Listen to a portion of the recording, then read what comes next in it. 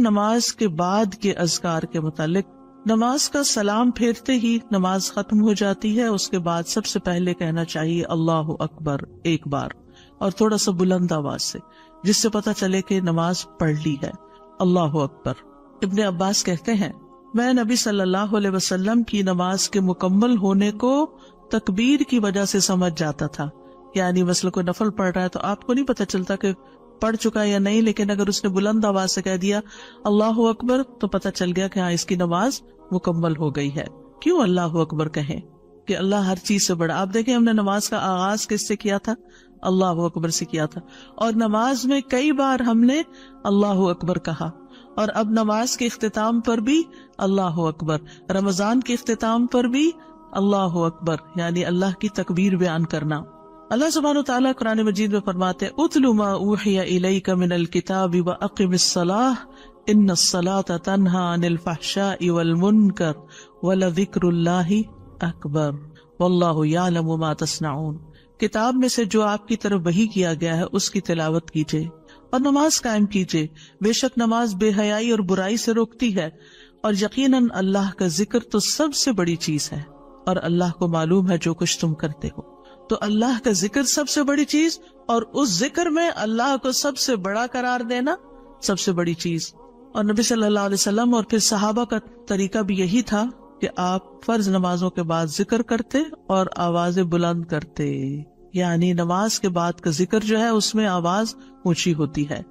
ابن عباس اس بات سے معلوم کر لیتے کہ لوگوں نے سلام پھیر لیا ہے کیونکہ وہ ان کے ذکر کی آواز سنتے تھے. یعنی مطلب یہ ہے کہ نماز کے بعد اللہ اکبر بھی اونچی آواز میں، استغفر اللہ استغفر اللہ استغفر اللہ یہ بھی ذرا اونچی آواز میں. یعنی ایک ہوتا ہے سری ذکر، یعنی دل ہی دل میں پکارنا، اور ایک ہوتا ہے جاہری، جس میں یہ ذکر جو نماز کے بعد ہوتا ہے اس کو تھوڑا اونچی آواز میں کرنا چاہیے. اور جس طرح وتر ختم ہونے کے بعد سبحان الملک القدوس سبحان الملک القدوس سبحان الملک القدوس ذرا اونچی آواز میں کہنا چاہیے. تو نبی صلی اللہ علیہ وسلم اس ذکر کو ہمیشہ اونچی آواز میں کرتے تھے. ٹھیک ہے، یعنی آپ کی اقتداء، آپ کی پیروی ہر معاملے میں یہ عبادت کے درجات کو بڑھا دیتی ہے. اور اس میں ہم یہ بھی دیکھتے ہیں کہ صحابہ کرام جو تھے وہ نبی صلی اللہ علیہ وسلم کی صرف سنت کو نہیں، سیرت کو بھی آگے بیان کرتے تھے کہ آپ نے کوئی کام کیا اور کس طریقے سے کیا. مثلا ذکر کیا اور کس طرح کیا، بلند آواز سے کیا یا آہستہ آواز سے کیا، بیٹھ کر کیا یا کھڑے ہو کر کیا. اور پھر آپ دیکھیے کہ نماز کے بعد اذکار جو ہیں وہ زیادہ پسندیدہ ہیں، یعنی دعاؤں کی نسبت زیادہ اذکار. ٹھیک ہے، اور پھر اسی طرح آپ دیکھیے کہ دوسرا ذکر جو آپ کریں گے وہ ہے استغفر اللہ 3 بار، استغفر اللہ استغفر اللہ. صوبان کہتے ہیں رسول اللہ صلی اللہ علیہ وسلم جب اپنی نماز سے فارغ ہوتے تھے تو 3 مرتبہ استغفار فرماتے تھے، 3 بار استغفار کرتے. ولید کہتے ہیں میں نے اوزائی سے پوچھا آپ استغفار کس طرح فرمایا کرتے تھے؟ تو انہوں نے کہا آپ فرماتے تھے استغفر اللہ استغفر اللہ. اب نماز پڑھ لی ہے، استغفر اللہ کیوں؟ اس لیے کہ ہم تو نماز کا حق بھی ادا نہیں کرتے. ہمارا دھیان کہاں سے کہاں چلا جاتا ہے، ہم کئی دفعہ بھول جاتے ہیں، ہمیں سجدہ سہو کرنا تک یاد نہیں رہتا، ہمیں کچھ پتہ نہیں ہوتا ہم نے کون سی سورت پڑھی، کیا تلاوت کی. ہو سکتا ہے تلاوت میں کوئی غلطی کر دیں، ہو سکتا ہے کہ تسبیح کی جگہ کچھ اور پڑھ دیں بھول چوک کے. تو ہم نماز کے اندر بھی بہت کچھ غلط کرتے رہتے ہیں جانے انجانے.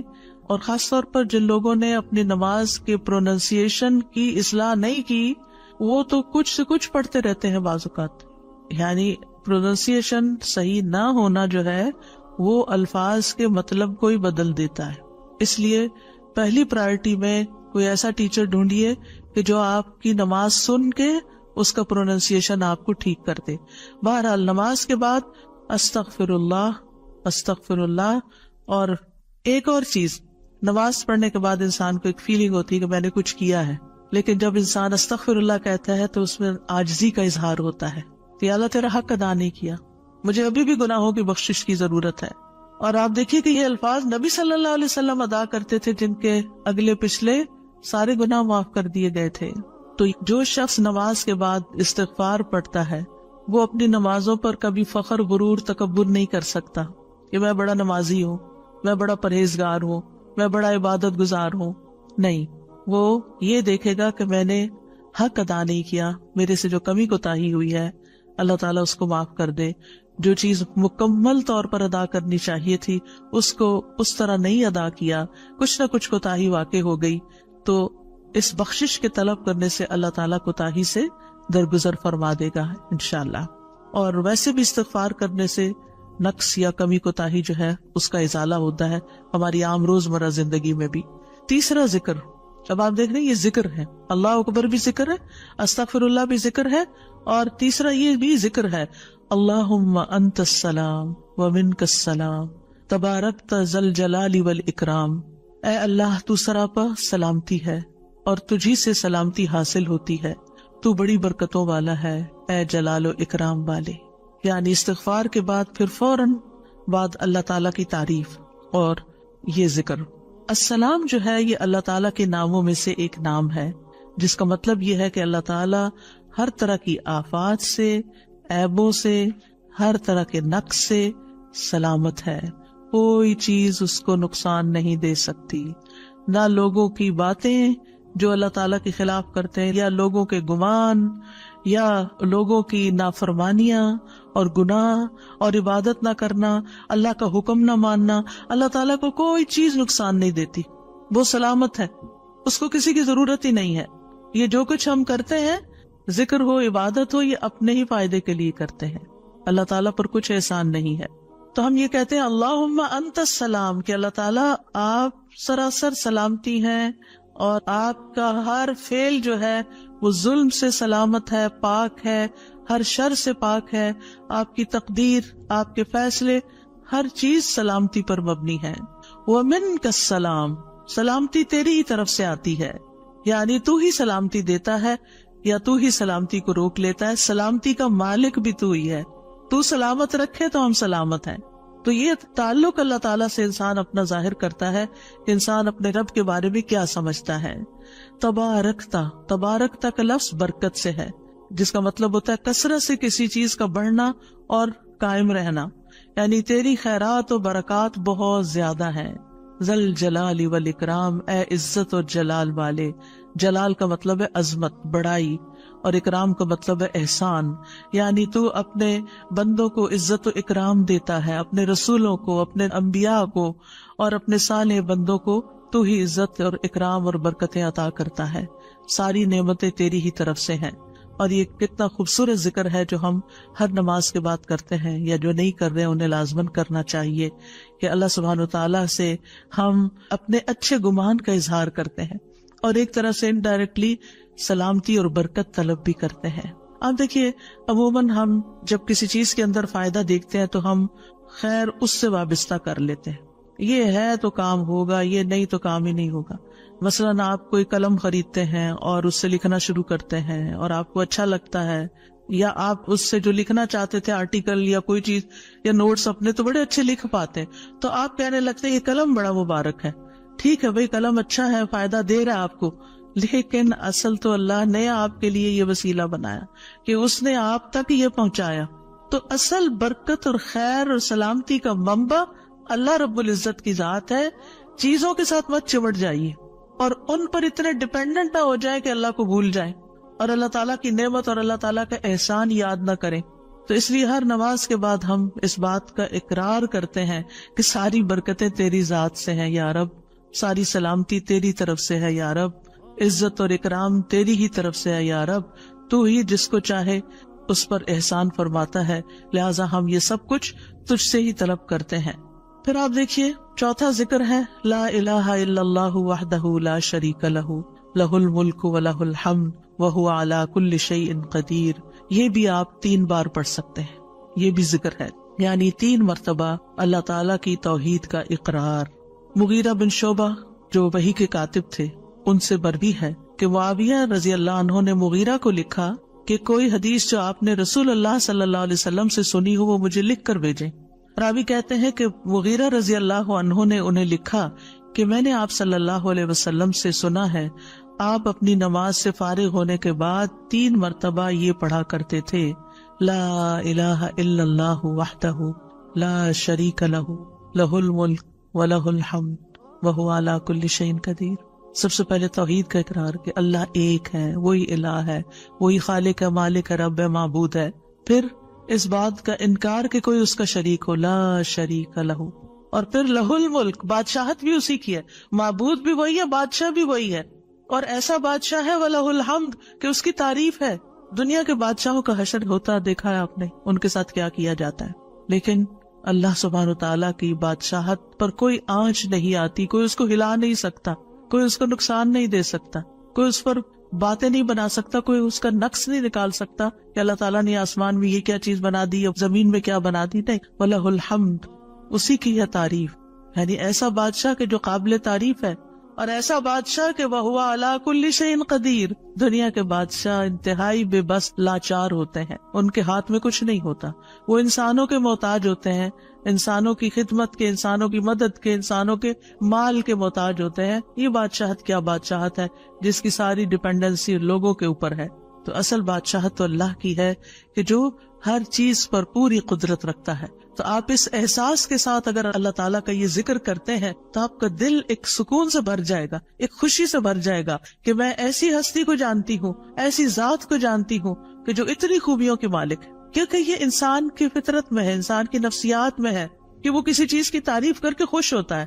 اور عام طور پر ہم صرف سامنے نظر آنے والی چیزوں کی تعریف کر کر کے خوش ہوتے رہتے ہیں، اور تھوڑے دن کے بعد وہ بھی خراب ہو جاتی، وہ تعریف بھی ساتھ ہی چلی جاتی ہے. انسان ہے تو مر جاتے ہیں، ان کے اعمال ہے تو ختم ہو جاتے ہیں، اور کبھی وہ اچھے ہوتے ہیں اور پلٹ بھی جاتے ہیں. وہ کہاں گئی تعریفیں؟ جوان ہے تو بڑھاپے میں ساری تعریفیں چلی گئی، مالدار تھے تو غریب ہوئے تو ساری تعریفیں چلی گئی. اسی طرح علم ہے اور جنون لاحق ہو گیا تو ساری تعریفیں چلی گئی، سب کچھ الٹ گیا. اور دنیا کے یہ سارے نظارے آپ نے دیکھے ہوں گے کہ جب ہر نعمت لوگوں پر الٹ جاتی. اسی لیے ہم دعا کرتے ہیں نا کہ اللہ انی اعوذ بک من زوال نعمتک، کہ اللہ نعمتوں کے زوال سے بچانا. یہ انتہائی تکلیف دہ چیز ہے، لیکن یہ ایک دنیا کا قانون ہے، یہ سب کچھ ہوتا ہے اور ہماری آنکھیں دیکھتی ہیں. لیکن اللہ سبحانہ وتعالی ان سب چیزوں سے پاک ہے، اس کو کوئی زوال نہیں اور اس کا کوئی کچھ بگاڑ نہیں سکتا، اور وہ ہر چیز پر پوری طرح قادر ہے، جو چاہے کر سکتا ہے، اور تعریف اسی کے لیے ہے.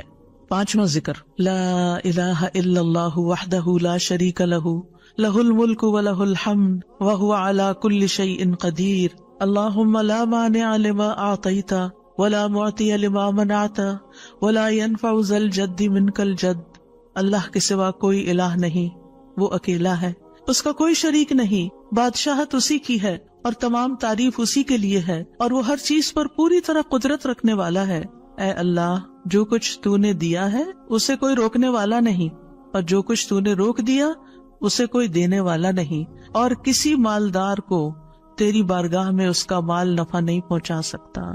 ابتدا میں تو وہی اللہ کی توحید بیان ہوئی، اس کی بادشاہت اور اس کی حمد کا ذکر ہے اور اس کی قدرت کا ذکر ہے، اور اس کے بعد کہ جو اللہ نے دیا، جو وہ دینا چاہتا ہے اسے کوئی روک نہیں سکتا. یہاں بھی آپ دیکھیں، مانگ کچھ نہیں رہی، یہ ذکر ہے، یہ دعا نہیں، یہ کیا ہے؟ ذکر ہے. اور جو کچھ تو نے روک دیا کوئی دے ہی نہیں سکتا، اور سارے ہی مالدار فقیر ہیں، اور خاص طور پر تیرے سامنے فقیر ہیں. یا ایھا الناس انتم الفقراء الی اللہ واللہ هو الغنی الحمید. اے لوگو، تم سب اللہ کے فقیر ہو، اللہ کے محتاج ہو، اور اللہ ہی غنی، مالدار اور وہی قابل تعریف ہے. واللہ هو الغنی الحمید. ٹھیک ہے. نبی صلی اللہ علیہ وسلم جب سلام پھیرتے تھے تو یہ دعا پڑھا کرتے تھے یا یہ ذکر کیا کرتے تھے. اور اس میں آپ دیکھیے کہ یہ جو عقیدہ ہے نا کہ اللہ روکے تو کوئی دے نہیں سکتا، یہ انسان کو بڑا اطمینان دے دیتا ہے. اگر کوئی چیز، کوئی خیر آپ کی طرف آنے سے رکی ہوئی ہے تو وہ اللہ ہی نے روکی ہوئی ہے، آپ پر رحمت کی وجہ سے. بدگمان نہ ہو، اس سے کسی وجہ سے رکی ہوئی ہے. آپ کسی کی کوئی اچھی چیز دیکھتے ہیں، کسی کا مینشن دیکھتے ہیں تو سوچتے ہیں کتنا خوش قسمت ہے، کتنے بڑے گھر میں رہتا ہے. کسی کے پاس فراری دیکھتے ہیں تو آپ کہتے ہیں واہ کتنا خوش قسمت ہے. لیکن آپ کو نہیں پتا کہ یہی چیزیں اس کے لیے کتنی بڑی آزمائش بنی ہوئی ہیں، آپ نہیں جانتے. اور اگر اللہ نے آپ کو نہیں دی تو آپ کو بہت سے شر سے محفوظ رکھا ہوگا. تو اللہ کا روکنا بھی خیر کا باعث ہوتا ہے. یہ سبق پکا کر لیں کہ جب اللہ تعالیٰ کوئی چیز نہیں دیتا، یا دیر سے دیتا ہے، یا روک لیتا ہے، اور کوئی چارہ نہیں ہوتا، آپ کہتے ہیں میری کوئی دعا قبول نہیں ہو رہی، میرا کوئی طریقہ کام نہیں آ رہا، تو اس میں بھی کوئی خیر ہوتی ہے. کیونکہ جو اللہ نے مقدر میں لکھا ہے وہ پہنچ کے رہے گا. کوئی روک نہیں سکتا جو تو دے، اور کوئی دے نہیں سکتا جو تو روک لے. اور جسے اللہ نے آپ کے مقدر میں لکھا ہے وہ آپ تک آئے گا ہی آئے گا. سورۃ فاطر میں اللہ تعالیٰ فرماتے ہیں ما یفتح اللہ للناس من رحمت فلا ممسک لها وما یمسک فلا مرسل له من بعدہ وہو العزیز الحکیم. جو کچھ اللہ لوگوں کے لیے رحمت میں سے کھول دے اسے کوئی بند کرنے والا نہیں، اور جو وہ بند کر دے اس کے بعد اسے کوئی کھولنے والا نہیں.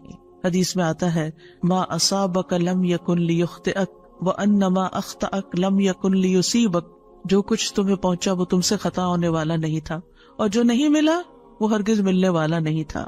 قرآن مجید میں سورۃ الرعد میں اللہ تعالیٰ فرماتے ہیں وَإِذَا أَرَادَ اللَّهُ بِقَوْمٍ سُوءًا فَلَا مَرَدَّ لَهُ. جب اللہ کسی قوم کے ساتھ برائی کا ارادہ کر لیتا ہے تو اس کو کوئی پھیرنے والا نہیں. کوئی سپر پاور اس ملک کی مدد نہیں کر سکتی اگر اللہ نے اس کے لیے جنگ کا فتنہ یا کسی اور طرح کی کوئی آزمائش لکھی ہے. یہ اللہ کے فیصلے ہوتے ہیں. یا اللہ نے کسی قوم کو تباہ کرنے کا فیصلہ کر لیا ہو تو کوئی اس کو روک نہیں سکتا. لہٰذا ہمیں اللہ پر ہی بھروسہ کرنا چاہیے، اور ہر حال میں ایسی پریشان کن باتوں پر اللہ تعالیٰ ہی کی طرف رجوع کر لینا چاہیے. یاد رکھیے اگر کوئی چیز نہیں ملی تو اللہ تعالیٰ کو الزام مت دیں. اللہ تعالیٰ سے ناراض نہیں ہو، اللہ تعالیٰ سے بدظن نہیں ہو. یہ روکنا اس کی رحمت ہے. انسان اگر ان دو جملوں پر ایمان لے آئے تو پھر اس کا مکمل بھروسہ اللہ کی ذات پر ہو جائے گا. وہ رزق کے بارے میں اللہ پر ہی توکل کرے گا، نقصان کو دور کرنے اور بھلائی کو پانے کے لیے اللہ پر ہی بھروسہ کرے گا. وہ اللہ کو اپنے لیے کافی سمجھے گا. یعنی جہاں کہیں دل چھوٹا ہوا، جہاں کہیں کوئی پریشانی آئی، کہتے حسبی اللہ و نعم الوکیل. اللہ کار ساز یعنی کام بنانے والا اللہ ہی میرے لیے کافی ہے. وہ میرا کام بنائے گا، وہ میری مشکل آسان کرے گا. تو یہ توحید ربوبیت اور الوہیت پر مشتمل جملے ہیں. ابن تیمیہ کہتے ہیں یہ حدیث دو عظیم اصولوں پر مشتمل ہے.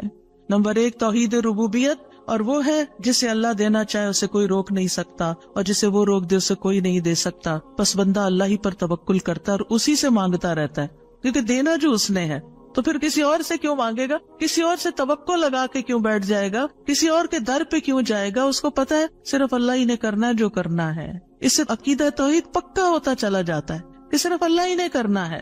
اور توحید الوہیت ولا ينفع ذا الجد منک الجد. عام طور پر انسان یہ سمجھتا ہے میرے پاس مال ہے مجھے کوئی مشکل نہیں. یعنی جب کوئی کام سامنے آتا ہے نا تو فوراً دیکھتا ہے کتنا ہے بینک میں، کتنا کیش رکھا ہے، کیا ہے میرے پاس، کتنی پراپرٹی ہے. یعنی فوراً انسان کا دماغ گھوم کے اس طرف چلا جاتا ہے نا بہت ہے، انف ہے، کام ہو جائے گا. اللہ چاہے گا تو ہوگا. صرف آپ کے مال سے کچھ نہیں ہوتا. آپ سارا لگا دیں بزنس میں پورا لاس ہو سکتا ہے. پھر بتائیے آپ کے مال نے آپ کو کیا فائدہ دیا؟ کچھ نہیں ہو سکتا جب تک اللہ نہ چاہے. مال بھی جب فائدہ دیتا ہے جب اللہ چاہتا ہے، اولاد بھی جب فائدے کی ہوتی ہے جب اللہ چاہتا ہے. کسی انسان سے فائدہ صرف اس وقت پہنچتا ہے جب اللہ چاہتا ہے. آپ نے دیکھا ہوگا کتنے ہی اچھے سے اچھے لوگ ہوتے ہیں ہر وقت کام آنے والے. ایک وقت ایسا آتا ہے وہ ایسے بےچارے مجبور ہوتے ہیں کہ ان کو نہ کرنی پڑتی ہے کہ بھائی سوری یہ نہیں کر سکتے، کیونکہ سب کچھ ان کے اختیار میں نہیں ہے، سب کچھ ان کے بس میں نہیں ہے. اسی طرح انسان کے پاس بعض اوقات کوئی عہدہ ہوتا ہے، انفلوئنس ہوتا ہے، وہ سمجھتا ہے یہ عہدہ ہے میرے پاس میں سب کچھ کر سکتا. نہیں کر سکتے. آپ نے دیکھا ہوگا دنیا کے بڑے بڑے ملکوں کے جو حکمران ہوتے ہیں کتنے بے بس ہوتے ہیں. کچھ بھی نہیں ہوتا ان کے ہاتھ میں، اپنی تقدیر نہیں بنا سکتے، اپنا فائدہ نہیں کر سکتے. اور پھر آپ دیکھیے کہ اللہ سبحانہ وتعالیٰ دنیا اسے بھی دیتا ہے جس سے وہ محبت کرتا ہے، اور اسے بھی دیتا ہے جس سے وہ محبت نہیں کرتا. لیکن یاد رکھیے ایمان اس کو دیتا ہے، دین کی سمجھ اس کو دیتا ہے جس سے وہ محبت کرتا ہے. وَمَن يُرِدِ اللَّهُ بِهِ خَيْرًا يُفَقِّهُ فِي الدِّينِ. دنیا تو سب کے پاس، مومن مسلم کافر سب کے پاس ہو سکتی ہے. دنیا کے بڑے بڑے فائدے ہر ایک کو مل سکتے ہیں، لیکن دین اس کو ملتا ہے جس سے اللہ محبت کرتا ہے. لہٰذا انسان کو اللہ ہی کی طرف رغبت کرنی چاہیے، اور کبھی بھی اپنے مال پہ، اپنے جاہ پہ، اپنے ریسورسز پہ، اپنی قوتوں پر، اپنے علم پر کبھی بھروسہ نہیں کرنا چاہیے کہ یہ میرے لیے کچھ بنائیں گے اور ان کی وجہ سے میں آگے بڑھ جاؤں گا اور ان کی وجہ سے میرا بہت فائدہ ہوگا. کہ اللہ فائدہ لائے گا نا، ان میں سے کوئی ایک چیز بھی آپ کے پاس نہیں ہوگی تو آپ کا کام بن جائے گا. اور اگر فائدہ نہیں دینا نا اللہ نے ان ساری چیزوں کے ہوتے ہوئے، کئی دفعہ لوگ کہتے ہیں ہر چیز ہے میرے پاس لیکن پھر بھی میرا یہ مسئلہ حل نہیں ہوتا، معلوم نہیں کیوں رکاوٹ آ گئی، اور پھر وہ غلط سوچنا شروع کر دیتے ہیں، فلاں کی بندش ہے، فلاں کی نظر ہے، فلاں نے یہ کر دیا۔ نہیں، نفع اور نقصان دونوں اللہ کے ہاتھ میں، نہ کسی کی نظر آپ کو نقصان دے سکتی ہے، نہ کسی کا جادو آپ کو نقصان دے سکتا ہے، نہ کسی کا حسد آپ کو نقصان دے سکتا ہے اگر اللہ نہ چاہے۔ لہٰذا اسی سے دعا کرتے رہیں، اور جو پروٹیکشن کی دعائیں اس نے سکھائی ہیں وہ پڑھتے رہیں، اور باقی بھروسہ اللہ کی ذات پر کریں۔ پھر چھٹا ذکر ہے لا الہ الا اللہ وحدہ لا شریک لہ لہ الملک ولہ الحمد وہو علی کل شیء قدیر لا حول ولا قوۃ الا باللہ لا الہ الا اللہ ولا نعبد الا ایاہ لہ النعمۃ ولہ الفضل ولہ الثناء الحسن لا الہ الا اللہ مخلصین لہ الدین ولو کرہ الکافرون۔ اللہ کے سوا کوئی الہ نہیں، وہ اکیلا ہے، اس کا کوئی شریک نہیں، بادشاہت اسی کی ہے اور تمام تعریف اسی کے لیے ہے، اور وہ ہر چیز پر پوری طرح قدرت رکھنے والا ہے، اور گناہ سے بچنے کی طاقت اور نیکی کرنے کی طاقت اللہ کے سوا کوئی دینے والا نہیں، اللہ کے سوا کوئی الہ نہیں۔ ہم صرف اسی کی عبادت کرتے ہیں، اسی کی ساری نعمتیں ہیں، اسی کا سارا فضل ہے، اور اسی کے لیے خوبصورت تعریف ہے۔ اللہ کے سوا کوئی الہ نہیں، ہم اسی کے لیے دین میں اخلاص رکھنے والے ہیں، اگرچہ کافر ناپسند کریں۔ ابن زبیر سلام پھیر کر ہر نماز کے بعد یہ کہتے، اور راوی کہتے ہیں کہ انہوں نے کہا کہ رسول اللہ صلی اللہ علیہ وسلم ہر نماز کے بعد ان کلمات کے ساتھ تحلیل کیا کرتے تھے، یعنی اللہ تعالیٰ کی حمد و ثنا بیان کرتے تھے۔ یہ بھی کیا ہے نماز کے بعد کا ذکر، اور اس میں آپ دیکھیے لا الہ الا اللہ وحدہ کے علاوہ لا حول ولا قوت الا باللہ، لا حول ولا قوت الا باللہ، کہ کوئی پھیرنے کی قوت یعنی کسی برائی کو نقصان کو دور کرنے کی، اور اسی طرح کوئی فائدہ حاصل کرنے کی قوت اللہ ہی کے پاس ہے۔ کسی گناہ سے دور ہونے اور کسی نیکی کے کرنے کی ہمت طاقت اللہ ہی کے پاس ہے۔ تو یہ لا حول ولا قوت الا باللہ بہت فائدہ دیتا ہے، اور اس کی کثرت کرنے کو کہا گیا ہے۔ اور لا الہ الا اللہ ولا نعبد الا ایاہ، ہم صرف اسی کی عبادت کرتے ہیں۔ لہ النعمت ولہ الفضل ولہ الثناء الحسن، نعمت بھی اور فضل بھی اور اچھی تعریف سب اللہ ہی کے لیے ہے، اور ہم مخلص ہو کر اللہ کی عبادت کرتے ہیں، مخلصین لہ الدین لا الہ الا اللہ ولو کرہ الکافرون، اگرچہ کافر ناپسند کریں، ان کو ہماری توحید اچھی نہ لگے، لیکن پھر بھی ہم صرف ایک اللہ ہی کو مانتے ہیں۔ ساتویں چیز ہے تسبیحات، سبحان اللہ 33 بار، الحمدللہ 33 بار، اور اللہ اکبر 33 بار، اور 34ویں بار لا الہ الا اللہ وحدہ لا شریک لہ لہ الملک ولہ الحمد وہو علی کل شیء قدیر۔ ہر نماز کے بعد ان تسبیحات کو پڑھنے کی فضیلت کیا ہے؟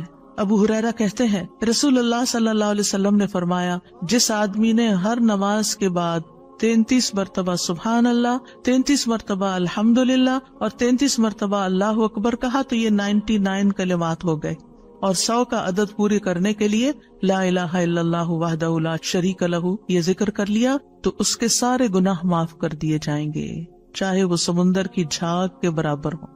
یعنی 100 کا عدد پورا کرنے کے لیے کیا پڑھنا ہے؟ لا الہ الا اللہ وحدہ لا شریک لہ لہ الملک ولہ الحمد وہو علی کل شیء قدیر۔ رسول اللہ صلی اللہ علیہ وسلم نے فرمایا ہر نماز کے بعد کچھ ایسے اذکار ہیں جن کو پڑھنے والا یا جن کو کرنے والا کبھی محروم نہیں ہوتا، جن میں سے سبحان اللہ 33 بار، الحمدللہ 33 بار اور 34 بار اللہ اکبر۔ یعنی اگر لا الہ الا اللہ پورا نہیں پڑھ سکتے تو اللہ اکبر کو 34 بار کر کے 100 کی گنتی پوری کر لیں۔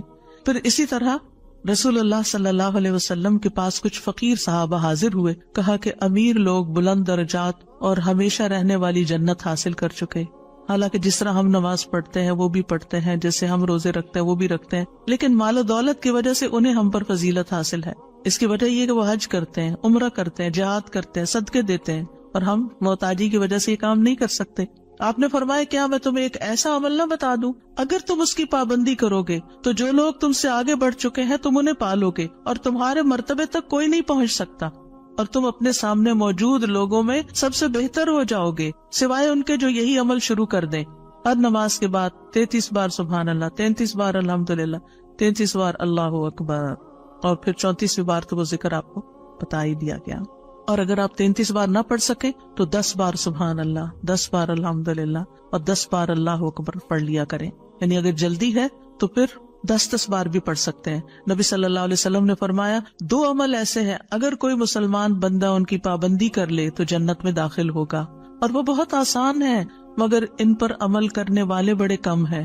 وہ کیا ہیں؟ ہر نماز کے بعد 10 بار سبحان اللہ، 10 بار الحمدللہ، 10 بار اللہ اکبر. فرمایا زبان کی ادائیگی کے اعتبار سے تو 150 بار ہیں، یعنی 5 نمازوں میں 10 بار، اور ترازو میں 1500 ہوں گے. اور جب سونے لگے تو 34 بار اللہ اکبر، 33 بار الحمدللہ اور 33 بار سبحان اللہ کہے.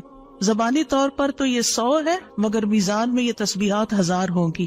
اور وہ کہتے ہیں یقیناً میں نے رسول اللہ صلی اللہ علیہ وسلم کو دیکھا، آپ انہیں اپنے ہاتھ سے شمار کرتے تھے. اور پھر کہتے ہیں دائیں ہاتھ سے، تو کرنے کا طریقہ کیا ہے؟ 3 دفعہ اوپر کو جائیے سبحان اللہ سبحان اللہ سبحان اللہ، اور 3 دفعہ نیچے کو آ جائیے سبحان اللہ سبحان اللہ سبحان اللہ. ایک انگلی پہ 6 بار ہو گیا. تو آپ کی 5 انگلیاں، تو 5 کو 6 دفعہ ضرب دیں تو کیا ہوتا ہے؟ 30، اور 3 دفعہ اور پڑھ لیں، اور اگر 34 ہے تو ایک اور پڑھ لیں. تو اس طرح ایک ہی ہاتھ پر، دائیں ہاتھ پر یہ تسبیحات آسانی سے پڑھی جا سکتی ہیں، کیونکہ ہاتھ سے تسبیح کرنا زیادہ پسندیدہ ہے.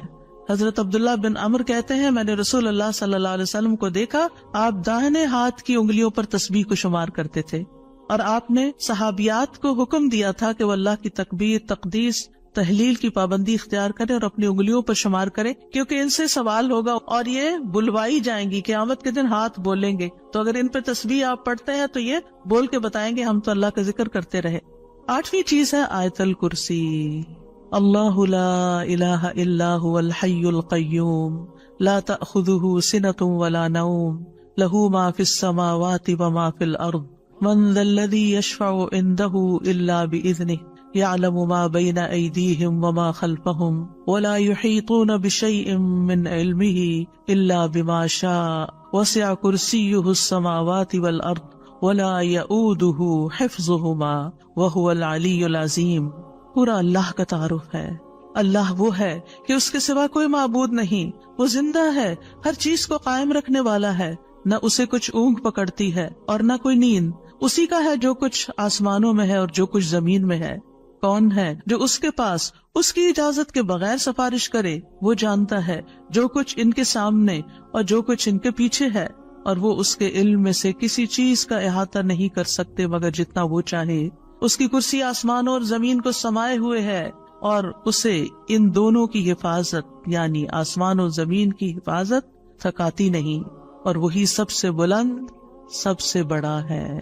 ہر نماز کے بعد آیت الکرسی پڑھنے کی فضیلت یہ ہے کہ جو شخص نماز کے بعد اس کو پڑھ لیتا ہے اور اس نماز کے بعد اس کی ڈیتھ ہو جاتی ہے تو فرمایا اس کو موت کے علاوہ کوئی چیز جنت میں جانے سے نہیں روک سکتی. مر گیا تو سیدھا جنت میں. یہ قرآن مجید کی سب سے افضل آیت ہے. ابو ذر غفاری کہتے ہیں میں مسجد حرام میں داخل ہوا اور رسول اللہ صلی اللہ علیہ وسلم کو اکیلے دیکھ کر آپ کے پاس آ کے بیٹھ گیا. میں نے کہا یا رسول اللہ صلی اللہ علیہ وسلم کون سی آیت افضل ہے جو آپ پہ نازل ہوئی؟ آپ نے فرمایا آیت الکرسی. کرسی کے مقابلے میں 7 آسمان اس طرح ہیں جیسے بیابان زمین میں کوئی چھلا گرا پڑا ہو، اور پھر کرسی کے مقابلے میں عرش کا حجم اتنا ہے جیسے اس چھلے کے مقابلے میں بیابان کا وجود. اور یہ قرآن مجید کی سب سے عظیم آیت بھی ہے. ابی ابن کعب سے روایت ہے ایک مرتبہ نبی